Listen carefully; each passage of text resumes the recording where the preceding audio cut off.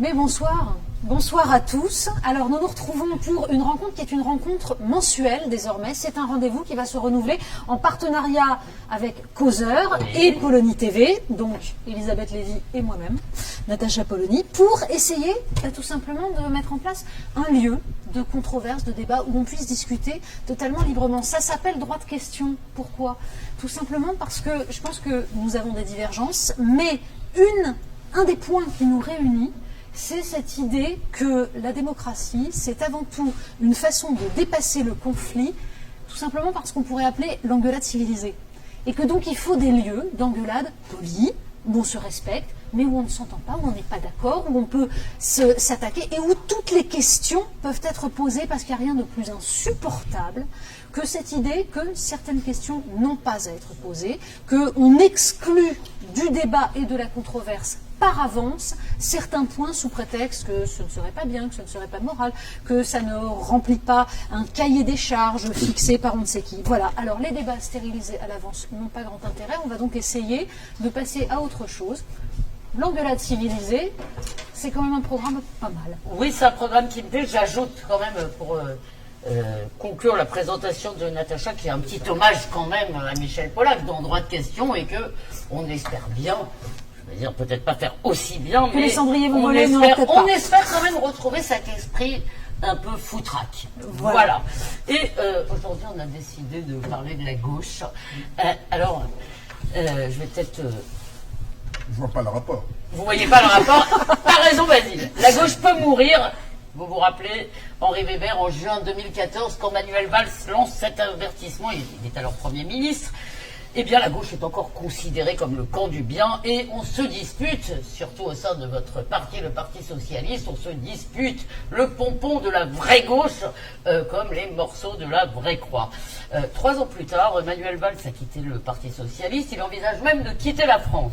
Et Marcel Gauchet déclare dans le Figaro d'aujourd'hui que la gauche est, je cite, marginalisée et réduite, soit une opposition de principe, ça je suppose que c'est pour vous, soit dans le cas de la France insoumise à une protestation sans projet mobilisateur. C'est qu'entre-temps, Emmanuel Macron a réussi une opération que les scénaristes de Baron Noir n'avaient absolument pas osé imaginer, puisqu'en fait je crois que le PS est toujours présent dans la dernière saison comme une force très importante, et il a fait turbuler le système et même amené au pouvoir, vous nous direz ce que vous en pensez, même de cette idée, il a amené au pouvoir l'UNPS que regardait Marine Le Pen. Alors au passage, peut-être avez-vous remarqué, le mot gauche a disparu de notre vocabulaire politique quasiment.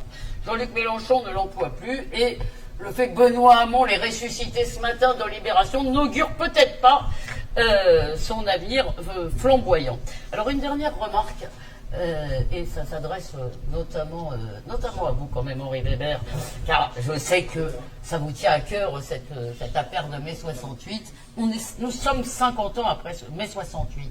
Et je vois ce matin que l'ex-grand syndicat étudiant, l'UNEF, qui se targuait, qui était tellement fier d'être la pépinière de talent du Parti Socialiste, est représenté aujourd'hui par une femme voilée et organise des réunions non mixtes. Quand on pense que mai 68 a commencé par des gens qui voulaient la mixité et des affaires de dortoir de filles, alors là, vraiment, on se demande ce qui s'est passé. Alors pour paraphraser un auteur qui est cher à Basile, je me demande si le monde n'est pas plein d'idées de gauche devenues folles. Et je laisse Natacha. C'est Chesterton, pardon. Ben oui, c'est Chesterton. Alors, cher Basile, parce qu'on va peut-être présenter nos invités, Elisabeth. Donc, vous les avez interpellés, évidemment, Henri Weber, donc fondateur quand même de la LCR, avec Alain Krivine et Daniel Ben Saïd, fondateur et directeur de Rouge. Et puis, pas seulement, vous avez entre-temps, enfin depuis, fait énormément de choses, docteur en philosophie et en sciences politiques, membre de la direction du Parti Socialiste pendant des années, député européen, conseiller de Laurent Fabius. Bref, la liste sénateur, la liste s'allonge, les responsabilités sont énormes. Alors, on peut aussi citer votre dernier livre, Rebelle jeunesse, chez Robert Laffont. Alors, un livre important sur le patronat. Oui, aussi. Et On continue, Jean-François Kahn, vous prenez la parole. Jean-François Kahn, donc, fondateur de l'événement du jeudi, de Marianne, c'est-à-dire des journaux qui justement ont toujours voulu dépasser ce fameux clivage gauche-droite dont on va parler, qui ont voulu raconter autre chose, proposer une autre voie. Vous avez d'ailleurs publié récemment, en 96, un livre qui s'appelait « Réflexions sur mon échec » aux éditions de l'Aube. Pourquoi ? Parce que vous expliquez, mais on va sans doute en reparler, que vous aviez été visionnaire, mais que finalement vous n'aviez pas été entendu. C'est-à-dire cette envie d'aller dépasser, d'aller chercher autre chose, eh bien, ça n'a pas été suivi. Bon, on peut citer quand même le fait que vous travaillez aussi sur un autre livre, qui est une, puisque vous avez la passion des encyclopédies, c'est un morceau de votre encyclopédie, ça s'appelle M le maudit, vous avez pris la lettre M la maudite, pardon, M la maudite, qui va résumer à peu près tout à partir de la lettre M de l'encyclopédie. Je pense que ça va être un morceau d'anthologie. Et ça fait 800 pages pour une seule lettre. Donc. Voilà. Donc on imagine l'encyclopédie qu'il y a là-dedans. Basile de Kock, fondateur du groupe d'intervention culturelle Jalon. Vous collaborez à Causeur, mais aussi d'ailleurs à Valeurs Actuelles. Vous avez écrit une histoire de France de Cro-Magnon. Mais pas assez à Causeur, je le dis. Oh, quand même, remarquez. Et les Métiers Dimanche aussi, non? Ça pourrait. Sous un pseudo. Sous de nombreux pseudonymes. Et donc, je cite quand même l'histoire de Cro-Magnon à Macron chez Flammarion. Bref, vous êtes tous là parmi les dinosaures de ceux qui ont vu ce qu'était la gauche. La gauche aujourd'hui, c'est quoi? Voilà, non mais on y va carrément, on se dit les choses franchement. Donc, je pense que cette question de savoir si le mot gauche définit encore quelque chose aujourd'hui, et dans ce cas-là, ce qu'il définit réellement, de quelle manière on peut éventuellement ramasser cet étendard, c'est une question qui mérite d'être posée. Henri Weber, vous vous dites encore de gauche, vous pensez que la gauche, ça définit encore quelque chose, et ça définit quoi? Alors, ça va être un peu scolaire, comme la question étant... On en a trois notés. vaste. Oui. Bon, pour moi, la gauche, c'est d'abord un système de valeurs. Bon, c'est les valeurs des Lumières, et en particulier l'attachement à la raison, la conviction que le monde peut être connu par la raison et transformé par la volonté organisée des hommes et des femmes, et pour le rendre plus conforme aux valeurs. Et ces valeurs, vous les connaissez, c'est celles qui ont été proclamées par la Révolution française: liberté, égalité, fraternité, souveraineté populaire, droits de l'homme, auxquelles se sont ajoutés au fil des siècles la laïcité, bien sûr, le féminisme, et puis aujourd'hui, de plus en plus, le souci du bien-être animal. Bon, ça sera la prochaine conquête, celle du XXIe siècle. Mais enfin, vous avez oublié les autres, alors. Comme vous avez oublié en cours de route la laïcité, la nation, alors, et un certain nombre de choses. C'est là où je vous prends en flagrant délit de somnolence, car la laïcité, je l'ai dit. Hein, je viens de le dire, mais il y a 10 secondes. Oui, mais c'est ce que veut dire Elisabeth, vous dites que la laïcité, c'est ce que vous avez abandonné. Jamais de la vie. Mais bien sûr que oui. Ce que vous avez oublié, c'est l'écologie. Ah non, je crois qu'elle avait... Non, l'écologie... Non, j'ai pas dit que vous l'aviez oublié dans votre discours. J'ai dit que la gauche avait renoncé un peu à la laïcité. Tout doux, Elisabeth, on va y venir. Est-ce que vous voulez que je réponde à votre question, ou est-ce que vous voulez qu'on tombe tout de suite dans la politique politicienne et dans la polémique? Non, pas de polémique. Oui, parce que pour moi, nous sommes une force très attachée à la laïcité qui l'a fait progresser et qui la défend fermement. Mais vous me demandez qu'est-ce que la gauche? Laissez-moi vous répondre. Donc, un système de valeurs, d'abord, mais qui ne volent pas, qui ne se déplacent pas sur leurs petites ailes de colombe, qui s'incarnent dans des grands objectifs. Et pour faire simple, je retiens 3. Le premier objectif, c'est la démocratie accomplie, c'est-à-dire une démocratie qui ne soit pas seulement politique, juridique, une démocratie qui soit pas seulement sociale et économique, mais qui soit aussi une démocratie participative, ce qu'on appelait autrefois la démocratie directe. Bon, la gauche a inventé le conseillisme, elle s'est voulue autogestionnaire, donc ça, c'est le premier grand objectif. La défense, l'extension, l'approfondissement de la démocratie pour aller vers l'idéal, mais ça, c'est l'héritage de Jaurès. Que disait Jaurès? Le socialisme, c'est le minimum de démocratie. La démocratie, c'est le maximum de socialisme. Le deuxième grand objectif, qui est au moins aussi important, parce que c'est la condition du premier, c'est l'économie maîtrisée. La gauche, c'est la volonté. Ne crois pas dans la main invisible du marché et dans ses étranges tours de passe-passe. Elle se méfie de la loi de l'offre et de la demande. Elle souhaite une économie maîtrisée. Alors, les communistes et les marxistes et les socialistes révolutionnaires pendant longtemps disaient il ne peut pas y avoir d'économie maîtrisée s'il n'y a pas de propriété sociale des grands moyens de production et d'échange. Nous avons appris au XXe siècle qu'on pouvait maîtriser l'économie tout en conservant la liberté d'entreprendre et en bénéficiant de la créativité et des qualités de ces hommes souvent exceptionnels que sont les capitaines d'industrie et les chefs d'entreprise. Et puis il y a une troisième, et après, une troisième. La gauche, c'est d'abord et avant tout un projet de civilisation. C'est-à-dire la société capitaliste et marchande bourgeoise vit sur une échelle de valeurs où les valeurs économiques, c'est la première fois dans l'histoire, où les valeurs économiques sont en tête. Et un homme vaut ce qu'il gagne. C'est la première chose qu'on lui demande aux États-Unis. Combien vous faites? Bon. Bien, après, quand il est malade, on lui demande sa carte avant d'entrer à l'hôpital. Bien, nous sommes à gauche pour une société où, la formule est de Marx d'ailleurs, elle est magnifique, une société où le libre développement de chacun sera la condition du plein épanouissement de tous et où l'objectif est donc une société qui permet à chacun de réaliser toute sa potentialité humaine et notamment son potentiel le plus haut. Exercer sa liberté, accéder aux œuvres de l'esprit et tutti quanti, je vais vous la faire courte. Voilà pour ce qu'est la gauche pour moi. Alors maintenant, il y a les moyens. Alors, attendez, on va y venir juste après parce qu'il faut peut-être laisser réagir. Simplement, je vais vous dire, je souscris à tous vos points. À tout. Ah bon? Simplement, mais bien sûr, on est d'accord. La raison, c'est discriminant entre la gauche et la droite. Alors, non, c'est pas ça. Je veux dire par là que ce projet de société est formidable.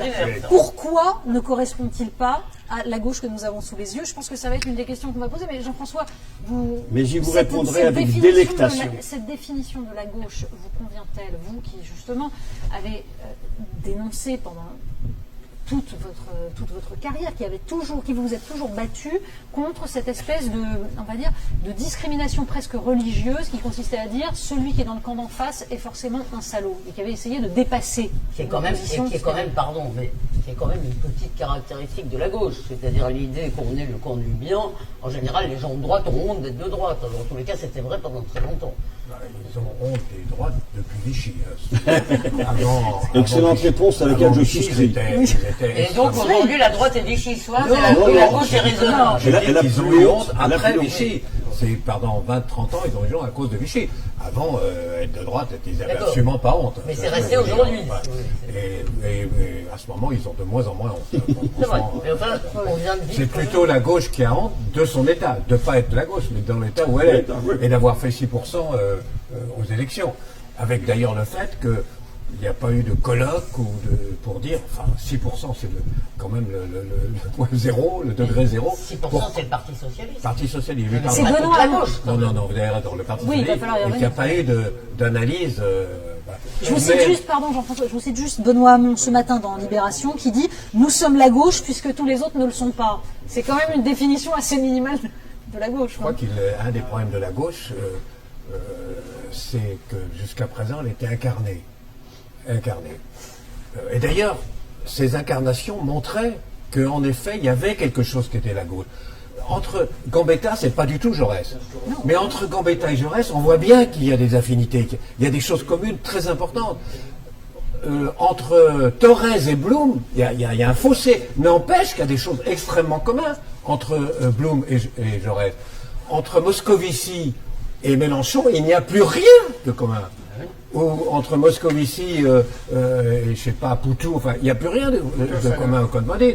Et donc, ça, c'est absolument une nouveauté. Et d'autre part, puisque je parle des personnes, il est évident que la gauche est toujours incarnée. Ça lui a posé des problèmes de s'incarner. Plekhanov a écrit comment dirais-je, des meilleurs penseurs marxistes, a écrit un livre sur l'homme et l'histoire en disant non, mais dans les faits, elle s'est incarnée. D'ailleurs, Lénine elle-même a incarné le marxisme.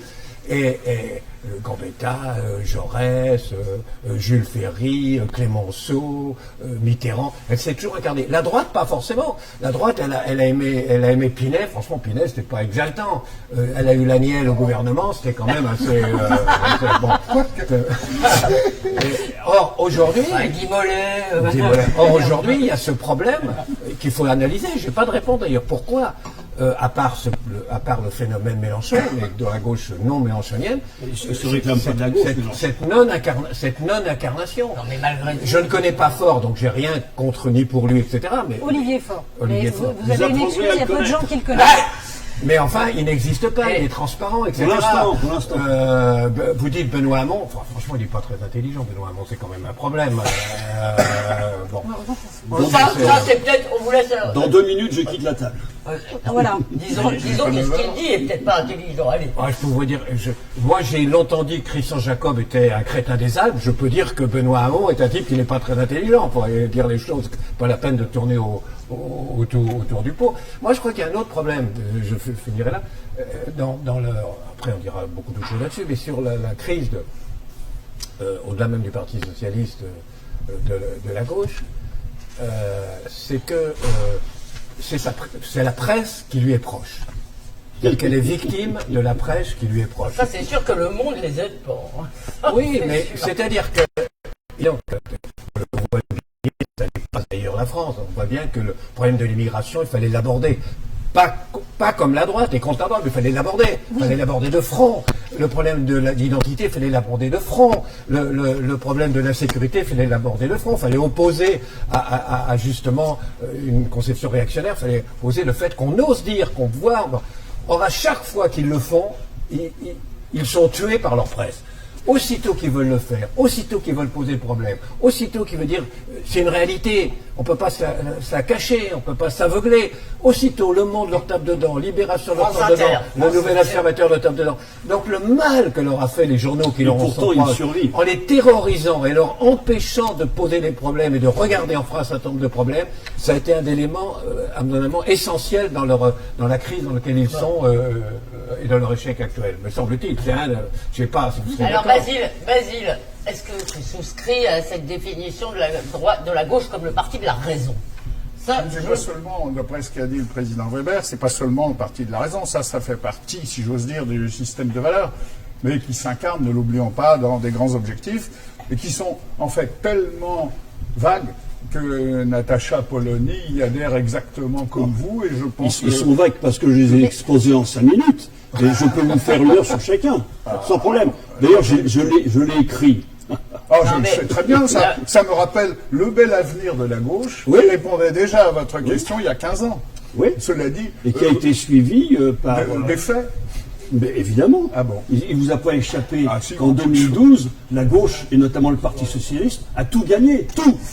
C'est Oui, mais Moi, pourquoi j'ai écrit Et mon vous avez bouquin en gagné 2003. pour quoi faire? Exactement, à quoi ça Alors sert ça, c'est la question la plus importante et généralement occultée. Et comme je ne veux pas déjà monopoliser la parole, j'y reviendrai. Merci. Mais vous avez tout à fait soulevé la question la plus importante et que tout le monde occulte. Oui, parce que... Enfin, Mais moi, je ne vais pas il l'occulter. me semble dans Je vais en parler Là, ici. sérieusement, juste... Pardon, Oui. Basile, tu n'avais pas terminé. Ah non, mais comme tu as dit exactement ce que je pense, de toute bah, façon, je suis d'accord avec tout le monde. Je suis d'accord avec les objectifs du président Weber. Je suis d'accord avec le fait que c'était déjà écrit dans le bel avenir de la gauche. Et je suis d'accord que la réalité n'a strictement aucun rapport avec ça. Et que la gauche, c'est effectivement, comme disait mon camarade de gauche, la gauche, c'est tout et son contraire. Comment vous dire, ça n'a plus de sens. Mais donc- C'est comme un film de Danny Boone d'après un scénario de Christine Angot. Non mais, je pense que là, il ne faut pas aller jusque-là. Ça, c'est trop dur. Mais ce qui s'est passé quand même, Henri Weber, c'est que ça fait quand même une quinzaine d'années, puisque Natacha et moi, on a fait la campagne de Chevènement en 2002.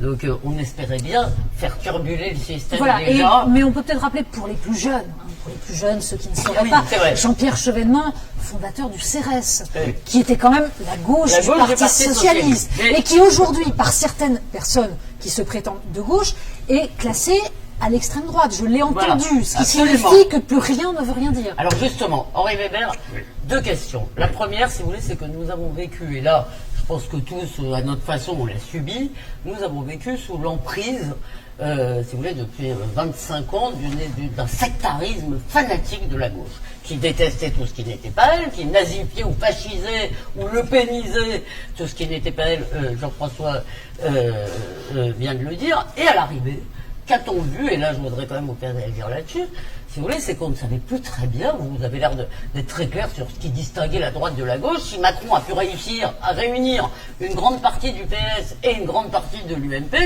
c'est qu'il ne devait pas y avoir de si grande différence. Oui, j'ajoute juste, parce qu'on Voilà. a des internautes qui réagissent, puisqu'on Oui. est en direct Oui. en Facebook Live, qu'on a cette question. On entend souvent que les valeurs de gauche, dont vous avez parlé, Henri Weber, ont été trahies par les gouvernements de gauche. Impression ou réalité? Alors, vous pouvez répondre. Bien sûr, bien sûr. Donc, impression. Et je m'explique. Bon, non, je vais vous expliquer pourquoi. Vous allez justifier ce qui a été fait par les gouvernements de gauche? Oui, mais sans aucune difficulté. Et là, je vais aborder quelques points Que je viens qui de sont vous occultés. suggérer, Bon, de voilà. vous soumettre. Voilà. Bien. La crise de la gauche, et pas seulement la crise de la gauche, la crise de tous les partis de gouvernement, parce qu'il ne vous a pas échappé Oui, que la la droite droite se porte française pas bien. n'est pas spécialement Non. plus flambante. Hein, bon. Et c'est une crise qui n'est pas franco-française, qui n'est pas spécifique à la gauche, et que vous trouvez au niveau international. Regardez la situation des partis de gouvernement dans tous les pays européens, et vous pouvez vous faire une idée que les causes de ce qui nous arrive ne sont pas étroitement françaises. Bon. Bien, il y a des causes qui sont transnationales et sur lesquelles je vais revenir. Alors, il y en a un certain nombre. Bon, je ne vais pas les énumérer toutes, mais les principales. Et je vais d'abord signaler celle qui me paraît centrale et que tout le monde occulte. Bon. La gauche, plus que une crise des idées, des propositions, parce que moi, ça fait 25 ou 30 ans que je suis à la direction du Parti socialiste et que les groupes de travail, d'études, de colloques et ainsi de suite accumulent avec de nombreux intellectuels, de nombreux experts, des quantités de propositions. Et vous êtes toujours à la direction du PS Non, aujourd'hui. alors là, j'ai quitté Pardon. la direction du PS, quand je considère que, arrivé à l'âge respectable qui est le mien, il faut que je m'isbigne un peu. On l'avait fait au Parlement européen. Tous les 68 arts se sont réunis. Et on dit, à 70 ans, on passe la main, on ne va pas garder des mandats jusqu'à 80. Et on l'a tous fait, sans exception. Oui, il y en a qui sont allés conseiller Macron. Oui, mais c'est autre chose. C'est pas un mandat, ça. On n'a Non, pas c'est dit. pas un mandat. Ils n'ont pas dit non, mais On n'a franchement, pas dit c'est qu'on un allait mandat. devenir Non, ermite. c'était une perfidie. Alors, la gauche d'ailleurs a, comme les autres partis de gouvernement d'ailleurs, souffre d'une crise des moyens. Une crise. Alors, je sais bien, c'est pas sexy, mais je vais vous expliquer de quoi il retourne.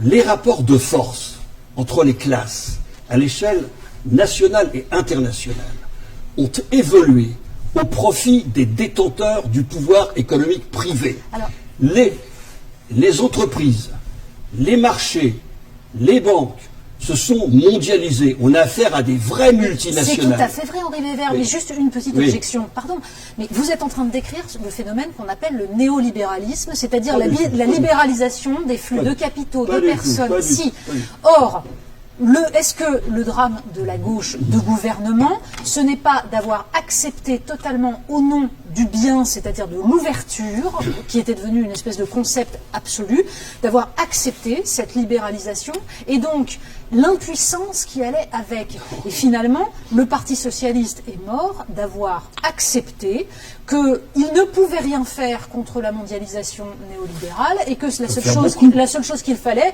c'était soigner les quelques blessés, mais renoncer systématiquement à changer les faits en eux-mêmes. Absolument pas. La gauche syndicale et politique, les gouvernements et la démocratie ont été battus dans les années 80-90 sur le plan pas tant idéologique, aussi idéologique, mais parce que nous sommes des partisans du compromis. Il y a compromis et compromis. La qualité des compromis dépend des rapports de force entre ceux qui négocient. quand nous avions pendant des décennies un rapport de force favorable, et ça a été le cas pendant des décennies, nous avons passé des compromis offensifs. Parce qu'il y avait la peur du communisme, qui permettait de donner une force au mouvement ouvrier et qui permettait de tenir mais les classes dominantes. aussi, nous étions un pays de multicantonal. Je termine là-dessus, simplement par une formule. Bon. Nous avons, nous, la gauche, et notamment la gauche social-démocrate, nous avons appris à maîtriser et à humaniser un capitalisme industriel et national. Alors, mais pourquoi vous en êtes là, alors quand même, il faut nous le dire. Si vous pourquoi vous en êtes permettez, là, si vous si vous permettez avez que je réussi à faire termine ça. ma phrase, vous comprendrez. Nous avons appris à maîtriser et à humaniser un capitalisme national et industriel. Nous sommes confrontés depuis une quinzaine d'années à un capitalisme mondialisé et dominé par la finance. Mais vous l'avez accompagné. Vous avez accompagné son avènement, vous ne vous êtes pas opposé en rien à alors, son avènement. vous avez le sentiment que les politiques sont tout puissants et que c'est nous qui décidons, que c'est nous qui décidons s'il y a des GAFA, s'il y a des GAFAM, s'il y a des multinationales dont le chiffre d'affaires est de 1000 milliards d'euros. Bon, mais c'est pas nous qui. La France n'est pas un petit pays ridicule qui doit se laisser imposer les choses. Mais pardon, vas-y. Je trouve ça extraordinaire de dire que c'est de la faute du capitalisme mondial. Mais moi, je crois dans la lutte des classes. Vous n'avez pas l'impression de m'interrompre? Ouais, bon. Si, Si vous voulez m'interrompre. ça fait partie de la lutte des classes. Mais alors, Allez, pas de... Ben, voyons. Pas de chichi, allez, c'est pas vas-y. grave. On continue au bout. Moi, je considère comme une sorte de soit d'aveuglement, soit de mauvaise foi, de se cacher derrière le fait que on peut pas lutter contre le capitalisme mondialisé. bien sûr qu'on peut. Excuse-moi, mais la question sur l'avenir de la gauche, on pouvait la poser dès 1983. À partir du moment où on bascule dans l'acceptation de l'Europe libérale, on tire le fil, on a tout le tricot. Non, absolument. Arrêtez-moi si je dis une bêtise. Jean-François, Non, du tout. sur cette question de la façon justement de savoir comment la gauche se retrouve face à un néolibéralisme qui semble contredire toutes ces bases, les détruire. Pas toutes ces seulement bases. la gauche, tous les partis de gouvernement. Tous les partis du gouvernement. Oui, mais Disons, c'est plus grave pour le. Oui, c'est un peu plus En grave. raison D'abord, du rôle de l'État d'abord, il y a un dans la phénomène. gauche. Là, on parle de la gauche française, le PS. Bon, il y a un phénomène qui n'a pas du tout été analysé, qui n'a pas du tout été analysé par la gauche, et en particulier par la gauche socialiste. Si, d'une certaine manière, elle a été analysée par Mélenchon, parce que ça l'arrangeait, mais pas par la gauche socialiste. C'est la crise énorme mondiale de la social-démocratie. C'est-à-dire que vous imaginez qu'en Hongrie, où ils étaient au pouvoir, il n'y a plus de parti de gauche. Mais est-ce que c'est Qu'en pas juste Pologne, où ils étaient au pouvoir, il n'y a plus de parti de gauche. En Israël, où ils ont dominé pendant 45 ans, ils sont marginalisés. Au Japon, où c'était le grand parti d'opposition, il n'y a plus de parti socialiste. Et je pourrais comme ça vous faire une liste Et impressionnante, tu vas nous donner ton explication. impressionnante de l'effondrement. Est-ce que c'est pas justement parce que la Non, mais social-démocratie c'est ce que a c'est renoncé ce que à j'allais lutter, dire. voilà. C'est ce que j'allais dire. C'est donc, il fallait voir ça, ce qui est quand même extraordinaire. C'est depuis 30 ans, on a ce film qui passe, qui est, paf, ça tombe, partout, la social-démocratie. C'est pas qu'elle perd. Quand elle perd en Allemagne et qu'elle n'est plus qu'à 22, c'est un problème. On peut dire qu'elle peut remonter à 30. Mais elle disparaît dans un certain nombre de paris. Totalement. Et il n'y a pas eu d'analyse. Comment cette grande force, car je crois que la social-démocratie a donné beaucoup, a porté beaucoup à la civilisation. On ne peut pas le nier. Mais là, tout à coup, cet effondrement, et pas d'analyse, et on ne le regarde pas en face. Or, effectivement, une des raisons, et c'est un paradoxe inouï, en particulier pour le Parti socialiste français, mais pas que la démocratie, c'est qu'on a interpellé la social-démocratie en disant soyez moderne, regardez ce qui se passe, la mondialisation néolibérale, vous êtes complètement ringard, etc. Et ils se sont laissés complètement piéger par ce discours de la modernité, de la ringardise. Et du progressisme social. Et alors, il s'est passé quelque chose d'absolument terrible, c'est qu'au moment où avec 15-20 ans de retard, pour les gens qui les interpellaient, tout à coup ils se rallient d'abord au libéralisme, et puis finalement à ce qui n'est pas le libéralisme, qui est quelque part sa contradiction, et ça ils ne l'ont pas vu, qui est le néolibéralisme. C'est-à-dire, le libéralisme, c'est un libéralisme de concurrence, le néolibéralisme, c'est un néolibéralisme de monopole. Eh bien, au moment où avec du retard, et sans voir la différence entre libéralisme et néolibéralisme, ils se rallient au néolibéralisme, paf, c'est la crise de 2008 et tout à coup on découvre absolument tout ce qu'il y a d'absolument, toute la sanité économique, sociale, culturelle du néolibéralisme. Et ça leur tombe dedans, c'est le moment, c'est juste, ils venaient du Cyralier avec difficulté en marchant en arrière, ils venaient de Cyralier. Et j'ajoute une chose pour montrer ça, et ça c'est que quand même, on ne peut pas totalement tricher. Il y a eu dans le gouvernement Hollande le fameux CICE Brexability. Alors on fait cadeau quand même enfin cadeau, non, c'est pas tout à fait exact ce que je dis, mais enfin 45 milliards de réduction d'impôts, de charges, mais sans contrepartie, non ciblée, etc. Mais quelle est l'explication idéologique de ça? Ça, c'est fondamental. Et il sera d'accord avec moi, au fond, enfin je crois, il ne peut pas être en désaccord avec ça. Ça touche ce qui est, mais le dogme socialiste, qui est relance par La demande. la demande. C'est-à-dire tout à coup, il faut faire une relance, mais pas... non, par l'offre, pardon. Il faut faire une relance par l'offre, pas par la demande, même pas un équilibre entre l'offre et la demande. Mais on va le faire que par l'offre. Mais c'est inouï par rapport à tout ce qui a été dit chez les socialistes, idéologie socialiste, cibler complètement une relance que par l'offre, c'est-à-dire la production capitalistique, etc. Et l'autre, c'est la cause de nos déficits et de nos problèmes, c'est le coût du travail. C'est une négation totale de ce qu'avaient toujours dit les socialistes. À ce moment-là, il fallait dire pourquoi, il fallait expliquer pourquoi. C'est incroyable que par-dessus tête, et ça n'a pas été fait. Donc c'est ressenti comme une incroyable trahison, finalement. Bon, juste parce que moi, il me semble qu'il y a quand même un point là-dessus. Il faut quand même vraiment que vous nous répondiez, Henri Weber, c'est qu'il y a eu à un moment un choix du Parti Socialiste, on a appelé ça la stratégie Terra Nova, ça a consisté à nous dire « Mais arrêtez, ça s'est passé !» Ne dites pas non avant que j'ai fini ma phrase. Mais je sais quelle va être votre phrase. Mais écoutez... C'est de l'invention pure. Mais c'est pas de l'invention pure. La réalité, si vous voulez, c'est que les classes... Même Attendez, j'ai pas terminé. Les Terra Nova n'assume pas ce les rapport. classes populaires n'empêchent que vous n'allez pas étiez... nous faire porter le chapeau. Si, je vais vous du faire rapport porter le de chapeau, Terra Nova. laissez-moi finir. Laissez-moi finir. Excusez-moi, la gauche était supposée, comme vous l'avez dit, vous croyez à la lutte des classes. La gauche était supposée être la représentante des classes populaires, de leurs intérêts. Ah bon? Oui. Et pourquoi les classes populaires ont foutu le camp au Front National? Alors, Parce qu'ils sont idiots?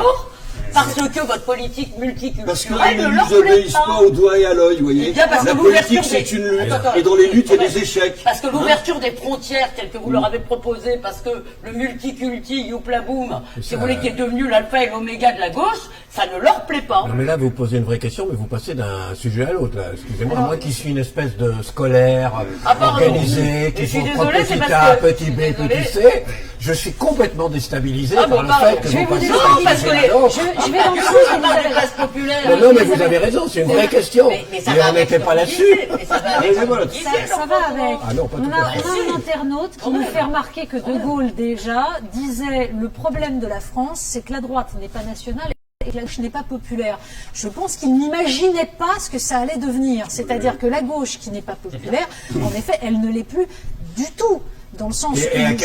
quel point la gauche n'est pas populaire, les moi jamais, Elle a gagné Paris. et à quel point la droite est en train de devenir totalement antinationale. Exactement, Et voilà. les deux. Alors- mais simplement, mais oui, bien sûr. j'ajoute juste, Henri Weber, sur cette question de pas défendre pas la droite. populaire, je pense que la question de l'individualisme est au cœur de cela. C'est-à-dire que cette gauche-là, elle a cru que les nouvelles conquêtes, c'était les droits individuels, et elle s'est positionnée uniquement sur le progressisme sociétal, en abandonnant totalement le champ économique et le champ Ça, social. c'est une bonne question. Oui, mais bon, donc on a abandonné le premier sujet. Mais ça va avec. Mais non, ça va avec. Mais Ça va non, avec. toi, Le tout- néolibéralisme, ça va avec. Tout est dans tout et réciproquement, le reste dans Télémac. C'est quoi c'est Bon, ouais, non, mais ça, c'est trop facile. Non. Mais C'est ça va drôle tout- quand même. Ça va tout à fait avec. Alors, ça va tout à fait avec. Cette histoire d'individualisme, c'est une escroquerie. Parce que le concept d'individualisme, c'est un mot valise. Marx était un individualiste. Il était pour l'extension des droits des individus. Oui. Il avait une conception même de l'homme total, qui avait une quantité de droits que vous ne pouvez pas imaginer. Bon, bien. Mais il y a un individualisme conservateur libéral que Tocqueville a défini remarquablement, c'est l'individualisme égoïste. L'homme déçu, se retire sous sa tente avec sa famille et ses amis. Il forme une petite société et il se désintéresse de la société globale. Ça, c'est l'individualisme égoïste que certains ont appelé individualisme. Soumis aux GAFAM et aux... Non, Olivier Faure, je continue. Bien, alors ça, c'est une forme d'individualisme. Mais il y a aussi un individualisme démocratique, républicain et même révolutionnaire. Et c'est un individualisme qui ne rentre en rien en contradiction avec le collectif, mais qui doit être en équilibre. Mais qui suppose au contraire qu'il y ait une articulation avec le collectif. Par exemple, nous sommes pour l'augmentation des droits des individus, mais ils sont conquis collectivement. Vous prenez le mouvement des femmes. Les femmes ont décidé d'être libres maîtresses de leur corps et d'avoir accès au plaisir. Elles n'ont pas fait chacun dans son coin, de façon individuelle. Elles se sont organisées. Il y a eu des mouvements, des associations, des mobilisations. Et une fois qu'elles ont créé un rapport favorable, aidé par quantité d'hommes, elles ont fait passer des lois, changé le droit, et créer de l'institution pour garantir. Comment vous êtes devenu le parti comment la gauche a conquis Paris, toutes les grandes villes de France, c'est-à-dire comment la gauche est devenue le parti de la bourgeoisie. Vous nous l'expliquez. Pas de la bourgeoisie, de la classe moyenne. Oui, un peu de la bourgeoisie aussi. Franchement, Paris, c'est la classe moyenne supérieure. Si vous voulez, la classe moyenne. Mais bon, comme je le prévoyais, le point qui me paraît essentiel a été occulté, mais il l'est systématiquement, parce que personne ne veut admettre que les acteurs publics, les acteurs publics, quels qu'ils soient de gauche ou de droite, que le rapport de force entre les acteurs publics, les partis, les syndicats, les associations, les gouvernements démocratiques se sont détériorés au profit des détenteurs. C'est pas une fatalité. Vous en parlez comme si c'était tombé du ciel. Pourquoi ce rapport s'est fait? Parce que l'évolution du capitalisme, qui va vers l'internationalisation et vers la concentration, c'est une loi du capital qui a été analysée par Marx et par toute la tradition. Le capitalisme ne reste pas au niveau des PME. Les PME se font bouffer tous les jours. Et j'ajoute que par le passage que Marx n'avait pas vu, d'une exploitation au niveau de la production et d'exploitation au niveau de la consommation. Bien sûr. Donc les entreprises sont devenues de plus en plus grosses. Elles sont devenues des vraies entreprises mondiales. Moi, quand j'étais fort jeune, Renault, c'était une multicantonale. Hein? Non mais d'accord, mais bon, il y a des lois qui permettent ça, Henri Weber. Il y a des lois qui sont votées, et les lois, elles sont votées par des gouvernements dont certains sont censés être de gauche. Les GAFAM s'assoient dessus. Elles refusent de payer l'impôt. Alors la France, le gouvernement français peut dire c'est très laid. Elles exploitent les failles de l'Union européenne, dont les partis comme le Parti socialiste ont accepté toutes les règles. Permettez-moi qu'on est quand même un tout petit peu loin de la question de la gauche en France. On y est au bout. Non. Je termine ce point. Bon, bien. Le pouvoir politique, comme le pouvoir syndical, mais surtout le pouvoir politique, parce qu'il traite des problèmes globaux, est devenu de plus en plus impotent. Longtemps, il l'a masqué par du verbe, mais les gens s'en aperçoivent de plus en plus. Il est impotent, mais par choix. Mais est-ce qu'il n'accepte pas d'être impotent? Alors, la question que je vous pose, moi, c'est comment faire face à cette impotence qui est liée à la dégradation des rapports de force. Et notre réponse, avec laquelle nous serons totalement en désaccord, c'est qu'il faut porter le pouvoir politique, syndical, associatif, au même niveau de puissance et d'organisation dont s'est doté le pouvoir des multinationales. Je suis absolument pas en désaccord, c'est juste que vous l'avez jamais fait. Mais ça passe par la création de l'Union européenne, ça passe par la construction, ça passe par la construction. Mais pas celle que vous avez acceptée. Est-ce qu'on peut donner la parole à Basile Basile. Non, excuse-moi, moi je comprends rien, parce que j'ai l'impression que le président Weber parle d'un truc qui n'existe pas, mais avec beaucoup de talent. Moi aussi, j'ai un peu cette impression, je dois dire. Donc, c'est difficile, d'abord, je ne veux pas interrompre. Et en plus, je te dis, c'est trop loin de moi, quoi. Je vois ça c'est martien pour moi, ce que vous racontez. Mais franchement, Henri Weber, il faut maintenant essayer d'entendre l'objection de gens qui ont subi ça pendant des années. C'est-à-dire, ça fait des années qu'on subit ce truc, et Jean-François en a un tout petit peu parlé, il faut répondre à ça. Je tombe en contrition en disant nous avons Non, été ne tombez lamentables. pas, mais ne tombez pas en contrition. Je veux dire, expliquez-nous, si vous voulez, comment Mais c'est le ce camp que qui je était fais, le camp c'est de ce la que je fais. démocratie a pu devenir, a pu arriver au fait qu'un certain nombre de Français, si vous voulez, pensent que la gauche, c'est ce qui les empêche de parler des sujets dont ils veulent parler. Jean-François en a parlé sur l'immigration ou sur l'identité, que c'est le parti, effectivement, plutôt désorisé. Tu me permets, oui, Ouais, je vas-y, suis d'accord. vas-y. Non, parce que on pose deux problèmes. Alors, l'un qui était, en gros, vous souffrez de cette impression que la social-démocratie a trahi, pour simplifier. Non, mais c'est un Comme toujours. Oui, comme toujours. d'abord, comme toujours. Quand ils ont voté à majorité de plein pouvoir à Pétain, c'était déjà une trahison. Mais, donc l'impression que la social-démocratie a trahi, alors oui ou non, etc. Et l'autre qu'elle pose, qui est en effet, est-ce que peu à peu, vous n'avez pas, comment dirais-je, noyé le social dans le sociétal? Est-ce que le sociétal n'a pas pris la Et dans place l'obsession du de Le social? Pen, et dans la lutte de Mais moi, je vais vous prendre un exemple. Allez. Je crois que ça a joué, mais prendre un exemple qui concerne le Parti communiste, parce que la question que vous posez, c'est-à-dire le passage au Front National, elle touche beaucoup plus encore le Parti communiste que le Parti socialiste. En vérité, c'est un électorat populaire, un électorat ouvrier, etc., qui est massivement passé au Front National. Le Parti socialiste, jusqu'à cette fois, là, on peut se poser la question pourquoi il s'est effondré cette fois, mais jusqu'à présent, il gardait une partie de sa Tu clientèle. connais la blague sur les Moi, je communistes. connais. Un Le Peniste, c'est un communiste qui s'est fait voler 2 fois. Oui, c'est ça. Vous disiez. Mais je vais vous donner deux exemples qui m'ont beaucoup frappé, moi. L'un, c'est l'histoire du bulldozer d'Ivry.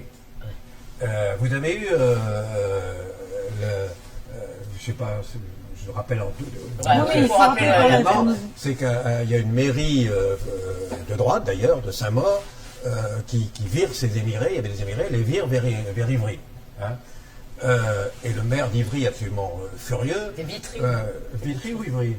Oui, c'était Je crois que Vitry. c'était Vitry. Vitry. C'était Vitry. Tu as raison. C'est bulldozer de Vitry. Envoie Voilà. un bulldozer pour détruire un camp où ces immigrés chassés commençaient à s'installer.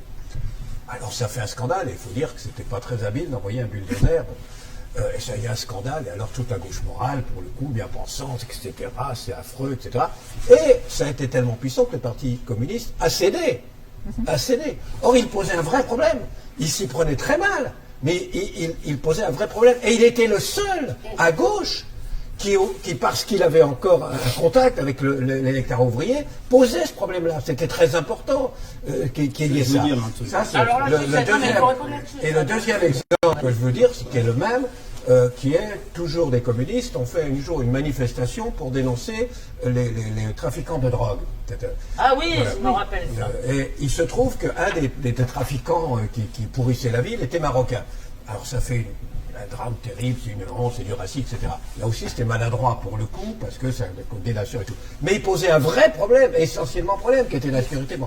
Et là c'est pareil, il y a eu une espèce de levée de bouclier, gauche bien pensante, et ils ont reculé. Et ça a été tragique. Je pense que la façon dont on a fait reculer le Parti communiste, qui était le seul qui pouvait encore, à cause de ce contact avec la population ouvrière, reculer voir en face le problème de l'immigration, pas de la même façon que la droite, mais comme une façon de gauche voir le problème de l'immigration, ou le problème de la délinquance, ou le problème de l'insécurité, ça a été un drame, et je crois que ça a beaucoup expliqué le basculant vers le Front National de l'électorat Oui, populaire. je pense qu'il faut que vous répondiez là-dessus. Et d'ailleurs, c'est pas sans il est lien. peut-être d'accord. On a des internautes qui nous demandent, et Mélenchon, il sert à quoi? Et finalement, dans l'héritage de cette gauche dont vous parlez, de la gauche, de ce communisme qui, à la fin des années 70, a été étouffé dans cette volonté de défendre la classe ouvrière comme une lutte, tout ça, c'est ce qu'on voit aujourd'hui comme lutte au sein des Insoumis. C'est quand même un peu la gauche nuit debout, mais bon, on reviendra aux Insoumis ça fait après. partie des Insoumis. Mais- Donc la question, Henri elle Weber, est là. quand même, sur Mais j'ai cru qu'il allait reprendre ça, mais il l'a pas mais fait. sur l'immigration et plus généralement, disons, sur le fait que les aspirations des classes populaires à des frontières, à des cadres un peu stables, à une forme de conservatisme, ont été non seulement négligées, mais quand même un peu méprisées et moquées. Je suis pas sûr que ces aspirations existent, comme vous le dites, et quand elles existent, il y a des forces pour les exprimer. Hein, oui, il y a des forces pour les exprimer. ceux qui souhaitent des frontières et ceux qui souhaitent davantage d'autorité parmi la classe ouvrière, puisqu'il y a toujours existé un salariat autoritaire, c'est pas d'aujourd'hui, eh bien ceux-là, il y a des partis politiques qui se proposent pour les représenter et exprimer leurs aspirations. Ah mais quel aveu! Écoutez, bon, alors, sur la question de l'immigration, il y a une doctrine au Parti socialiste et à gauche en général, dans la gauche de gouvernement, parce qu'il y a une gauche irresponsable. Bon, c'est Mélenchon, la gauche irresponsable? Non, mais c'est encore autre chose, parce que sur la question de l'immigration, suivez un peu. Mais alors, c'est qui la gauche irresponsable? Alors, il y a une gauche qui est mue par l'éthique de la conviction et qui ignore totalement l'éthique de la responsabilité, c'est-à-dire les conséquences de ses décisions, et qui considère, moi j'étais dedans quand j'étais gauchiste, le mot d'ordre c'était intérêt national, intérêt du capital, les frontières on s'en fout, tous les ouvriers et tous les prolétaires sont frères et ils sont bienvenus chez nous. Mais aujourd'hui c'est l'intérêt international et l'intérêt du capital. Moi j'ai défendu ça cette s'est retourné. position, vous me demandez quelle gauche est irresponsable, j'étais la gauche irresponsable. Bon. C'était pas la gauche purement morale, mais je n'avais rien à secouer des conséquences de ce que je proposais. J'ai bien changé depuis, je m'en préoccupe beaucoup. Alors, quelle est la position d'une gauche responsable et du gouvernement? Elle a été formulée remarquablement, brièvement, par Michel Rocard. Nous ne pouvons pas accueillir toute la misère du monde, mais nous devons en prendre notre juste part. Notre juste part, c'est 200 000 immigrés non communautaires par an. Avec de l'intégration peut-être. Évidemment. Parce qu'on oublie toujours cette partie-là. Et c'est peut-être le problème aussi du discours multiculturaliste dont parlait Elisabeth. Depuis 30 ans, nous accueillons 200 000 émigrés non communautaires chaque année. Et vous trouvez que ça marche bien? Vous trouvez que l'intégration c'est bien fait? Non mais, si l'idée c'est que tout va toujours marcher un pays, on n'est pas dans le même monde. Nous, on est dans un monde. Bon, alors, je pas une réponse raisonnable. Je vous dis qu'il y a une crise de l'intégration. Vous répondez, on n'est pas obligé que ça marche. Écoutez, et alors, où il n'y a pas de crise de l'intégration? Dans quel pays il n'y a pas de crise de l'intégration? Au Japon, mais allez, donc comment? Oui, au Japon, il n'y a pas d'immigrés, oui.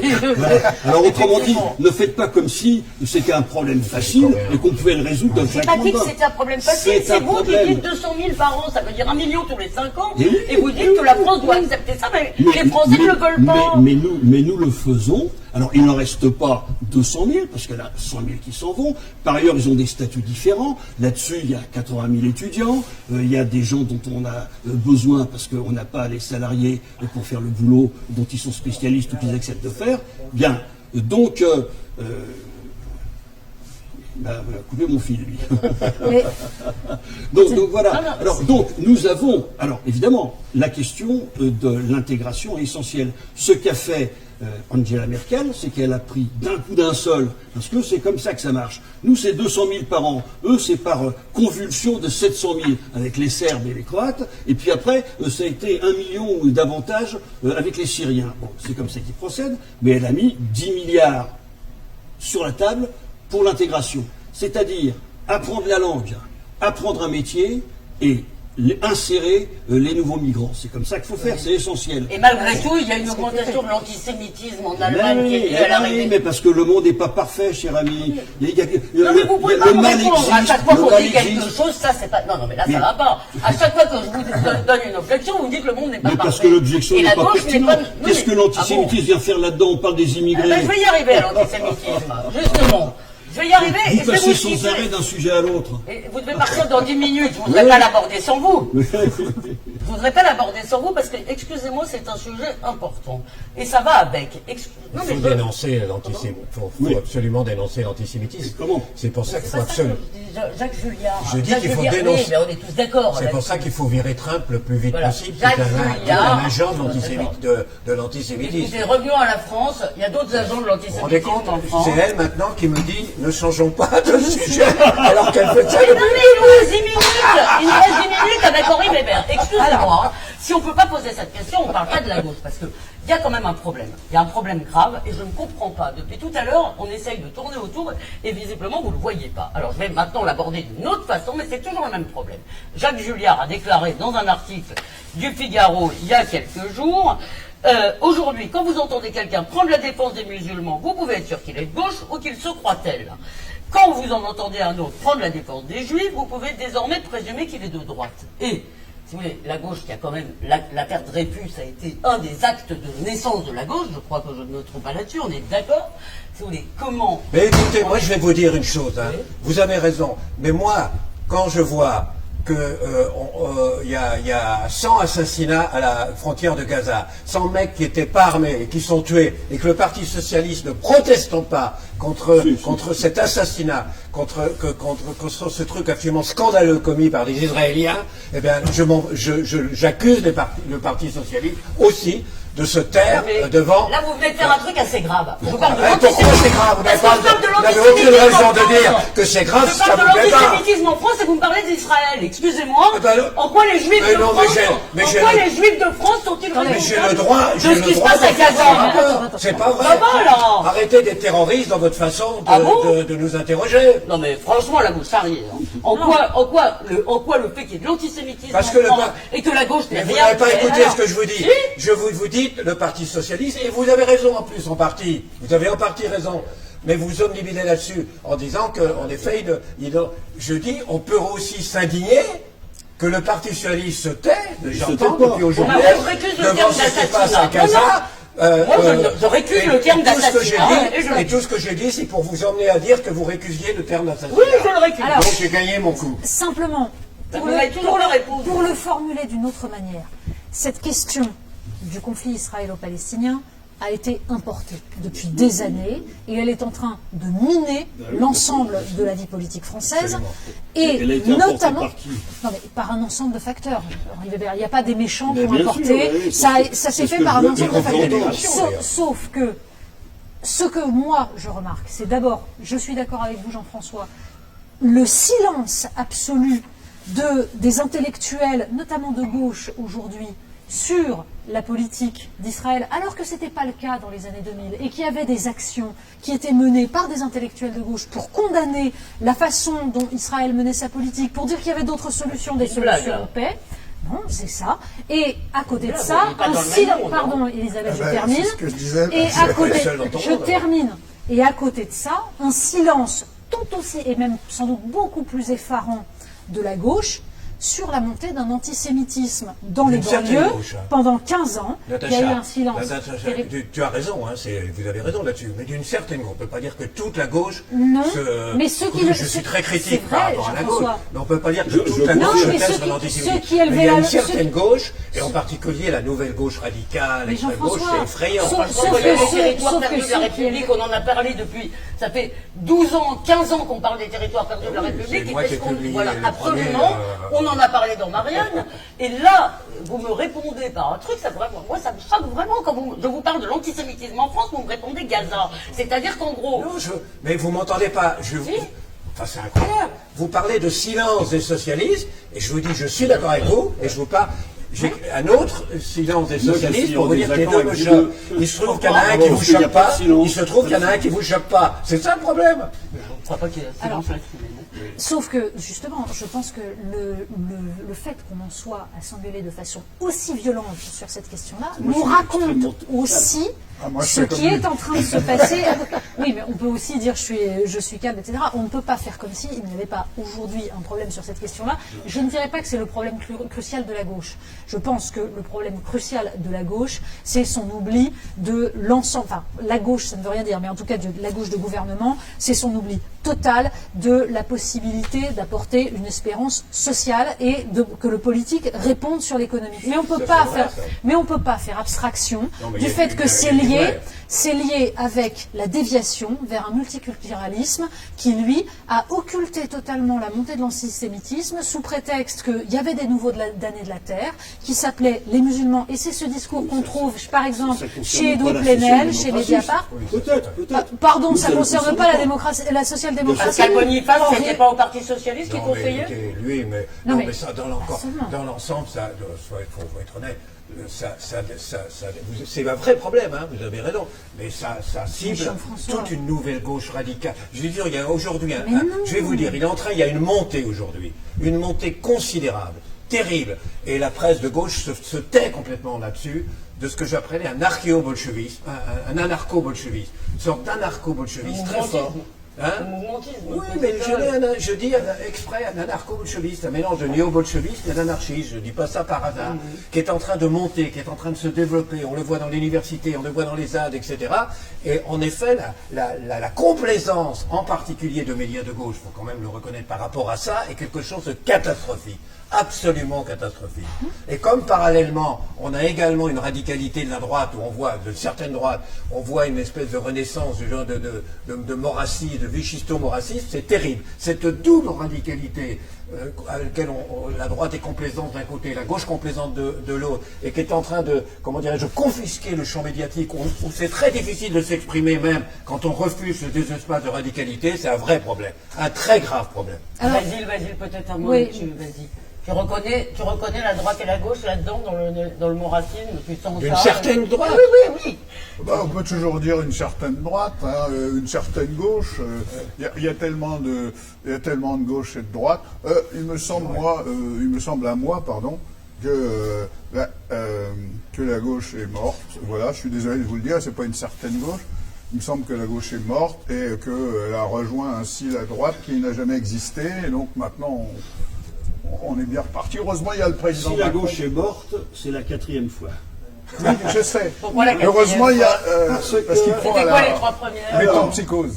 Non. 1920, Oui, 1920, Ouais, d'accord. la gauche meurt. 1945 recomposition. Oui, tout à fait. Et 56, et 58.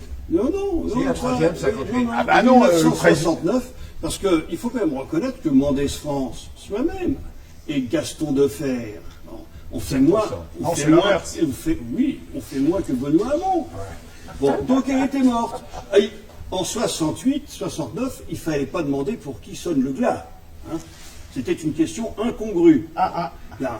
Mais 4 ans après, c'était reparti comme en 40, et en 74, il s'est fait 400 000 voix pour que 5 ans après cette défaite de 69, Mitterrand l'emporte déjà. Bon, autrement dit, sonner le glas, pousser les téléhommes, mais ce n'est pas la première fois. Le SPD dont tu parlais tout à l'heure, il a 160 ans. Bon, il a été écrasé par les nazis dans les années 30. Bon, bien, ce n'était pas vraiment de sa faute, puisque la politique de Staline, c'était de désigner les sociodémocrates comme l'ennemi principal. Absolument. Résultat, c'est Hitler qui a gagné. Alors,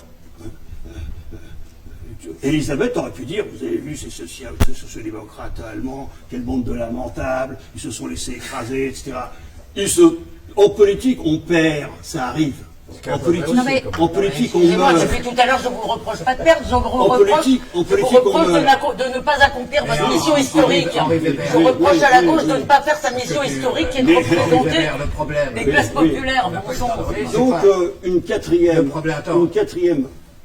refondation peut tout à fait exister. Alors- Le train Ça va sifflera être 4 très fois. difficile. Henri Ça va être Weber. très difficile. Le train sifflera 4 fois, c'est ça.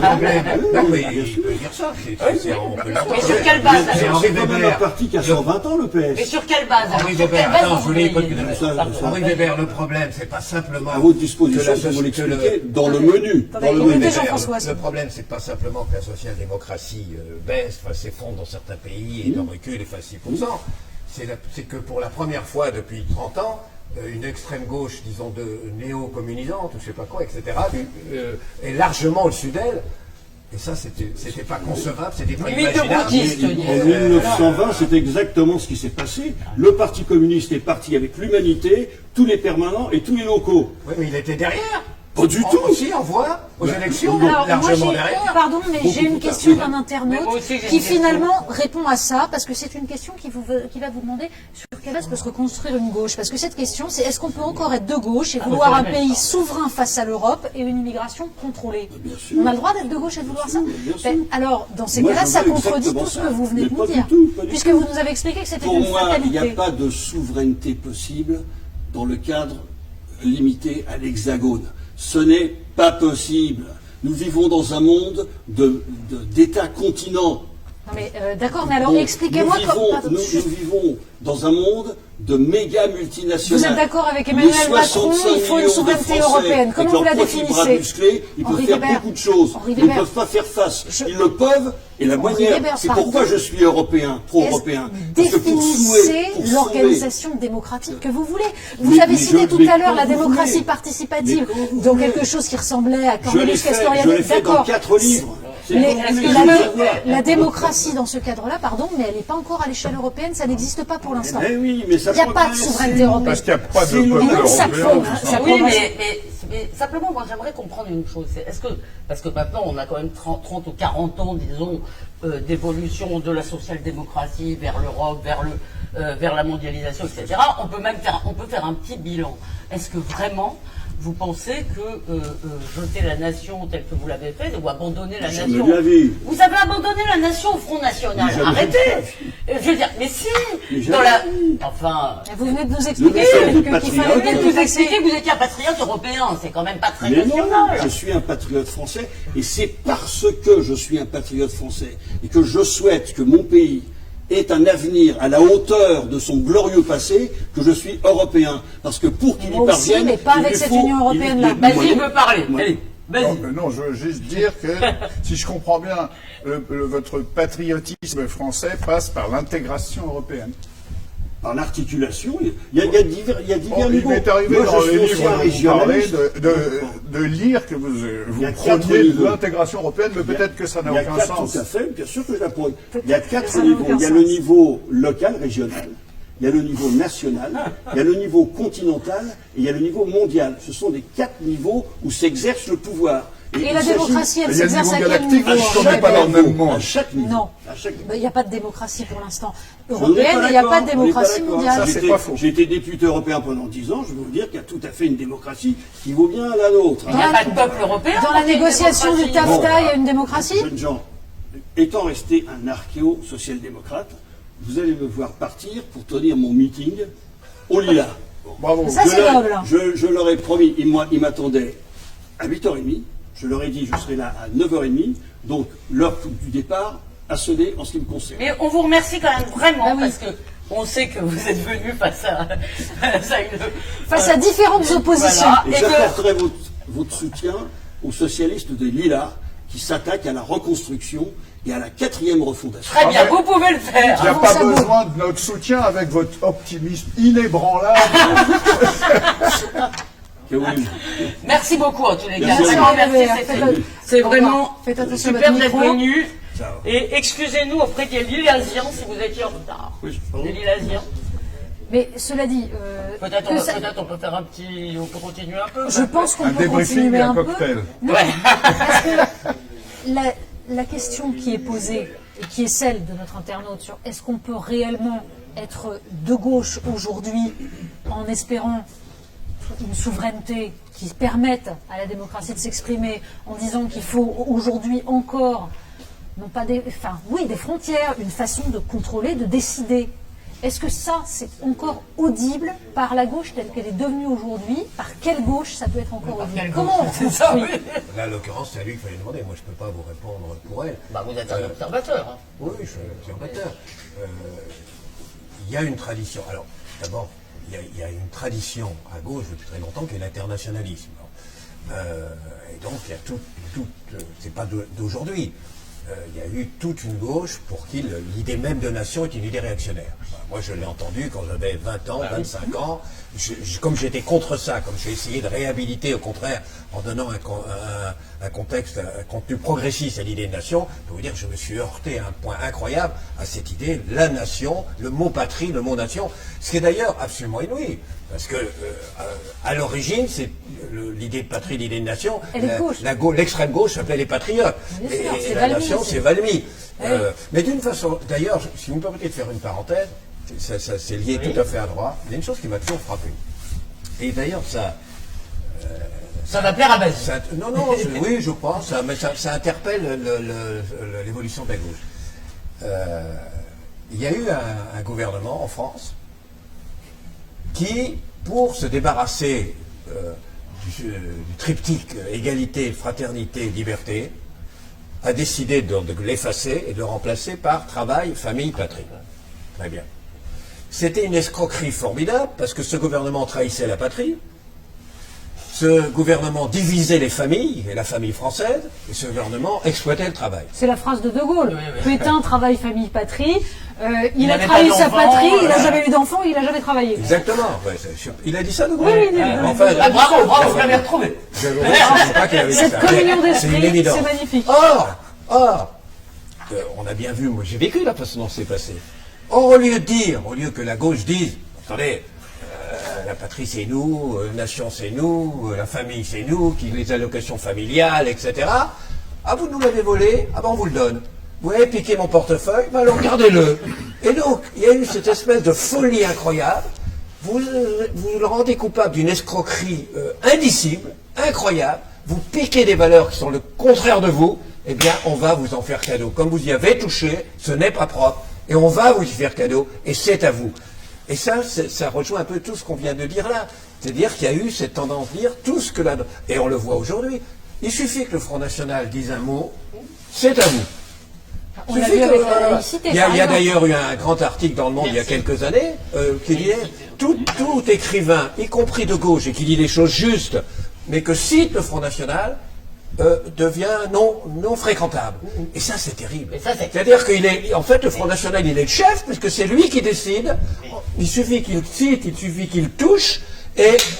Jean-François-Henri Weber ne le reconnaîtrait pas, mais ça, il me semble que c'est précisément, on l'a vu, on l'a vécu d'ailleurs, moi je travaillais à Marianne à l'époque et je me rappelle bien, si vous voulez, toutes ces fêtes, toutes ces grandes fêtes anti-FN, et F comme fasciste, et N comme nazi, si vous voulez, c'était le grand monôme. Tout le monde s'amusait, si vous voulez, contre le Front National, c'était exactement ça. Or, là-dessus, on n'a toujours pas de réponse, si vous voulez. C'est resté Mais une surtout, obsession oui. de la gauche. Mais surtout, l'antifascisme est resté. cet abandon, mais ça, l'antifascisme, la gauche a toujours été antifasciste, Attends, mais il n'y elle avait ne pas peut de pas ne fascisme. pas être là. antifasciste. Oui, mais Oui. il faut du fascisme pour être antifasciste, c'est ça que je voulais dire. Non, mais de toute façon, Je c'est trouve un que ça autre... manque un peu. Bah, il C'est n'y a un pas autre- besoin d'être antifasciste quand il n'y a pas de fascisme. D'abord, c'est un autre débat. D'abord, il peut y avoir du fascisme, etc. Mais cela dit, il y a une petite fraction de la gauche à qui, ayant tout abandonné ou tout déserté, il ne lui reste plus que l'antifascisme, et elle a besoin du fascisme pour faire de l'antifascisme. Ça, c'est vrai. Généralisé. On peut aussi confronter quelquefois. Moi, quand j'étais jeune, en 1958, quand il y a eu le coup d'État, etc., j'ai été confronté à des gens que j'ai connus, avec qui j'ai parlé, etc. C'était des antifascistes. Ah non, mais bien, moi je parle simplement, je parle de l'évolution récente, moi je parle de celle que j'ai connue, c'est-à-dire j'ai vu depuis que j'ai 35 ans, ça commence à faire, si vous voulez, j'ai vu la gauche, si vous voulez, annoncer qualité contre le fascisme, et c'est ce que Philippe Calcrot disait, on fait le cadeau du réel au Front National. Je suis d'accord avec vous, Alors, mais je dis simplement, il ne faut jamais tomber d'un extrême à l'autre, il ne faut pas nier non plus qu'il peut y avoir des rémergences de fascisme. Je ne veux pas relancer la polémique avec nous, mais simplement, même si on n'était pas d'accord, je suis sûr que là vous êtes d'accord avec moi, à propos de l'histoire de Gaza, je regardais sur le Figaro les internautes du Figaro. Il y en a d'ailleurs qui font d'antisémitisme sous prétexte de condamner, hein. Il y a ça là. Mais en revanche, le nombre d'internautes très à droite qui disent c'est formidable, c'est ce qu'on devrait faire nous. Ils nous donnent l'exemple, on devrait nous aussi tirer sur tout ce qui passe, tout ce qui se présente, etc. Bah, c'est les fascistes. Mais c'est pas à droite, ça, c'est pas chaud. Oui, mais ils viennent de droite, ils Alors, se présentent juste de la une- droite. juste Et une donc question ils de- existent et c'est des fascistes. Sauf qu'il y a différentes manières de parler du FN, de parler au FN, etc. Et par exemple, on a là encore un internaute qui nous dit seuls les insoumis ont gardé les valeurs de la gauche. Or moi, je vais vous soumettre un truc. Pendant la campagne présidentielle de 2017, il y a une chose qui m'a frappée.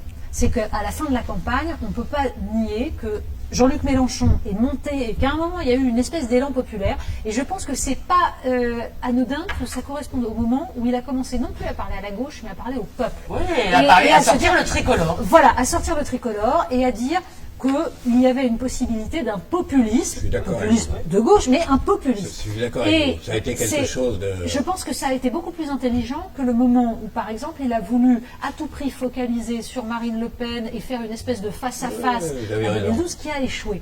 Alors, Il y ça a veut un dire idéologue quoi d'ailleurs qui a lancé cette idée d'un... Chantal Mouffe Voilà. et Ouais, Inigo la Errejón populiste de gauche. qui est un des penseurs de Podemos. Franchement, Alors, les penseurs de la gauche aujourd'hui, ils font un peu peur quand même. Hein. Oui. Alors moi, est-ce qu'il y a une voix qui serait celle de ce populisme de Je n'emploie gauche? pas le mot populisme de gauche, mais vous connaîtrez que j'ai souvent dit, systématiquement dit, que c'était une folie d'utiliser le mot populiste, c'est-à-dire de diaboliser un mot où il y a le mot peuple, que ça m'effraie le chef de l'extrême droite, et que le problème, c'est que opposer un populiste pour le pire, un populiste pour le meilleur. C'est dit, mais là où elle a raison, enfin, je pense que c'est ça qu'on en parle, et ça, Mélenchon est ambigu là-dessus, pour répondre à votre internaute.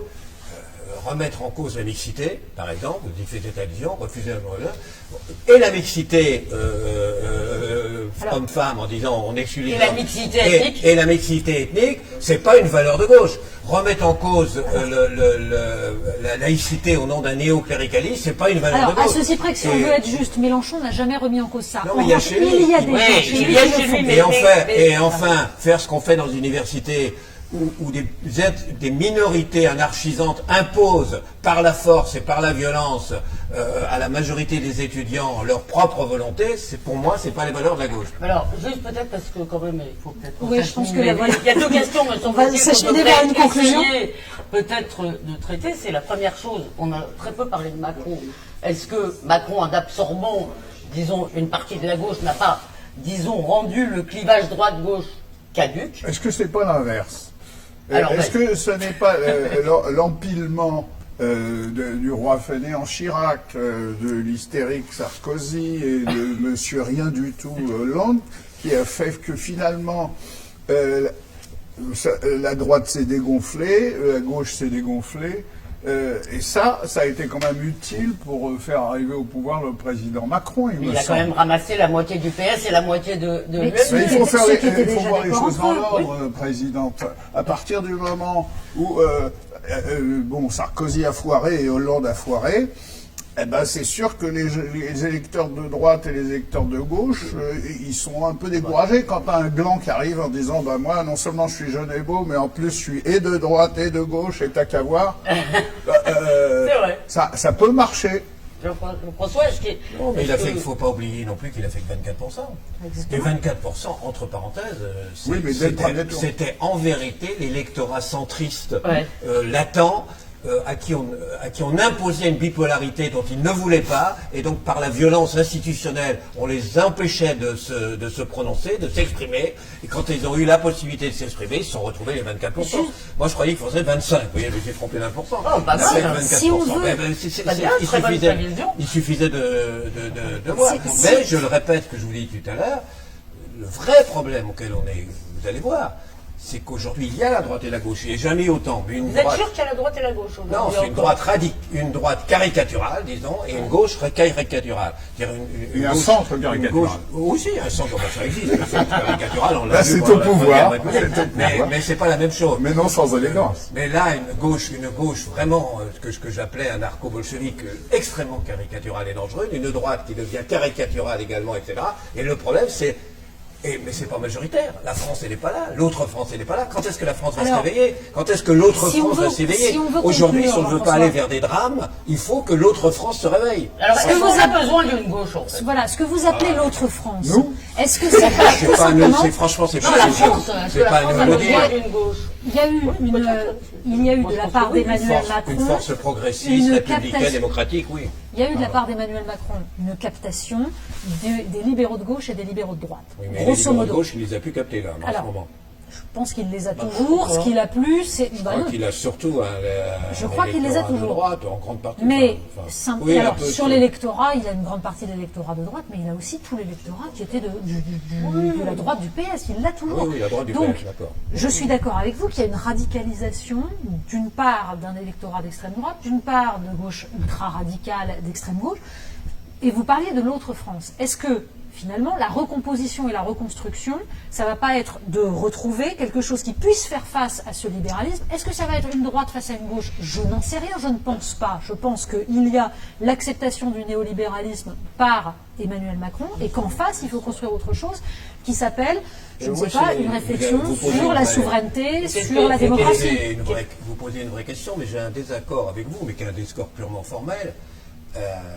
C'est que libéralisme et libéralisme, ce n'est pas la même chose. C'est pour ça que j'ai dit néolibéralisme. Le libéralisme, Jean-François. il faut- Je suis très précise, c'est il faut- néolibéralisme que alors, j'ai dit. Parce que le libéralisme, il faut arrêter de se raconter des blagues. Nous sommes un pays libéral, et Nous sommes tous personne ne libéraux, propose- dans une économie personne ne marché. propose Mais d'en sortir. bien Donc il sûr. faut arrêter la logomochie à C'est pour ça que j'ai Mélenchon. dit Vous êtes néolibéralisme. libéral, il faut sortir libéral, il veut pas nationaliser le petit commerce, il veut pas, tout ça est absurde, c'est des fantasmes. En revanche, il y a une perversion du libéralisme, qui est le néolibéralisme, c'est la mondialisation néolibérale, et ça, en effet, il faut arriver à structurer une force qui puisse faire pendant à ça, qui peut faire contrepoids à ça, mais de façon, pas par le nationalisme étriqué et de renfermement, et donc de façon démocratique, de façon républicaine, de façon tolérante. Mais moi quand je repense à ce que vous avez dit sur la gauche et ses médias tout à l'heure, et disons qu'il y a toute une gauche, je dirais, intello-médiatique, si vous voulez, qui est la gauche culturelle.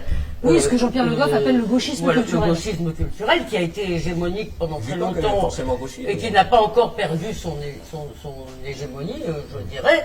Et quand on écoute France Inter, ça me frappe beaucoup, si vous voulez, il y a quand même une sorte de mépris du plouc.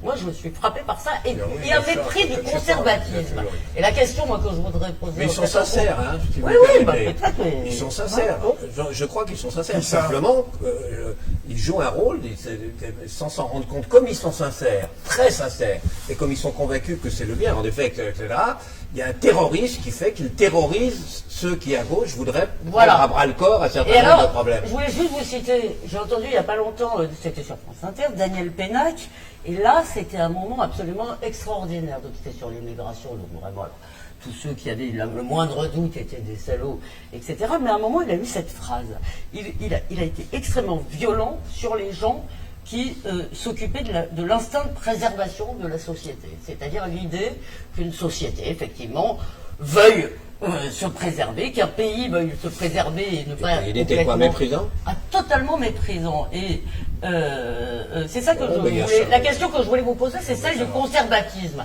vrai. Est-ce que, si vous voulez, l'idée, si vous voulez, finalement, de départ, que la gauche, c'est le parti du mouvement, c'est pas ça, est-ce que c'est pas ça le problème? Parce que dans le fond, il n'y a rien de plus mouvmentiste. Il n'y a rien de plus mouvmentiste que le capitalisme, en fait. Et est-ce qu'il ne Mais fallait vous- pas vous touchez réhabiliter? Vous touchez du doigt quelque chose de juste, mais ça dépasse le problème politique et gauche-droite. bien sûr. J'étais à une émission à France Inter il y a quelque temps, assez longtemps. Je suppose que pourquoi, par quel hasard vous foutez là? Si j'avais su, je ne serais pas venu, comme disait l'autre. Si j'aurais su, Si j'aurais su, je serais pas venu. Et il s'agissait entre autres de la l'art moderne, du détachement du peuple, la façon dont le peuple se détachait d'une certaine expression culturelle. C'est-à-dire qu'il y a eu un fossé entre la culture à la mode et le peuple, comme il n'y a jamais eu. Et là, il y avait des représentantes de galeries, etc., de la peinture contemporaine. Bon. Et elles étaient d'un mépris, je veux dire, par rapport à ceux qui ne comprenaient pas ou qui avaient des doutes par rapport à la peinture contemporaine, voilà. Mais un mépris. J'étais absolument sidéré de ça. C'est vrai. Non seulement ils ne se posaient pas de questions, mais c'était le mépris total. Donc il y a en effet, et en musique c'est pareil, hein. C'est moins vrai maintenant, mais à une époque, autour de Boulez en particulier, il fallait voir comment il parlait des gens qui n'étaient pas forcément réceptifs. Du conservatisme. C'était terrible, terrible. Mais je pense que Et ça, Voilà, Basile. C'est pas seulement du conservatisme, c'est effectivement de l'élitisme à la Normandie. D'ailleurs, ça me fait penser à la Palme d'Or de l'année dernière, là, The Square, Ouais. où on voyait cet aspect-là. L'année aussi. dernière, c'était 120 battements par minute. C'était Non, l'autre. non, non, Non, non, non, non, non. C'est Non, toi qui non, espérais que c'était Robin Campillo qui allait Il a l'emporter. failli. Tu t'es planté. Ah bon. C'est Non, ce non. Square qui a eu la palme. Oui, oui, oui. Alors simplement, je pense que la question de là, elle nous raconte aussi une partie de ce qu'a pu être et de ce que peut être aujourd'hui la gauche culturelle. Bon, je pense qu'on n'a pas épuisé absolument Ah bah non, on n'a le pas sujet, épuisé le sujet, mais mais- que, en effet, nous concluons sur la question du mouvement, du progrès. On aurait pu parler du coup du rapport à l'écologie, à l'environnement, tout ce qui va avec ce questionnement du progrès tel qu'il s'est construit depuis 2 siècles en Occident. On n'avait pas le temps, on reviendra. C'est On pas reviendra. grave. Il Et reste je un pense truc, qu'on quand même. Allez, Basile voudrait dire un truc. Ah bah ouais, ça, si ça t'ennuie pas. Hein. Bah vas-y.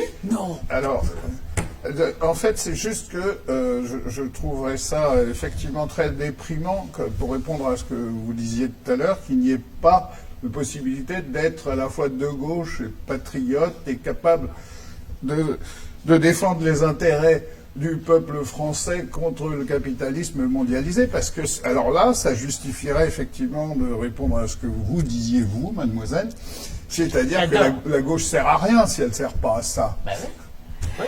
Eh bien, écoutez, on va conclure sur cette phrase. Non mais, La gauche sert à je rien crois si qu'on elle invitera sert pas à d'autres ça. gens de gauche et je voulais vous dire qu'avant notre prochaine émission dont on vous donnera la date et qui portera certainement sur le féminisme, vous pouvez aller quel jour? Lundi 21 mai. Lundi 21 mai, c'est le prochain, c'est Qu'est-ce qu'ils lundi disent, les gens? prochain. Vous n'avez pas dit. Lundi bah, on vous 21 a mai, mais transmis quand les même, questions. attendez, Lundi lundi 21 mai, une conférence de Natacha. Alors, une conférence organisée par Polony TV en partenariat avec le Théâtre de l'Œuvre. Ce sera Voilà. la deuxième conférence. La première sur le complotisme peut d'ailleurs être revue sur le site Polony TV. Mais la prochaine a pour titre Le mal, cette espèce menacée. Le mal français. Pas seulement Le français, mal, le le mal. mal. Voilà. Et je pense qu'il y aura Ne là nous aussi délivrez pas du beaucoup mal, à hein. dire. C'est à 19h30, Théâtre de l'Œuvre. Voilà. Et je vous invite tous à y aller. Et à revenir au prochain débat. Exactement. Bah, voyons. Et merci beaucoup. Décidément, on ne s'en lasse pas. À bientôt. Merci Natacha. Générique. Elisabeth.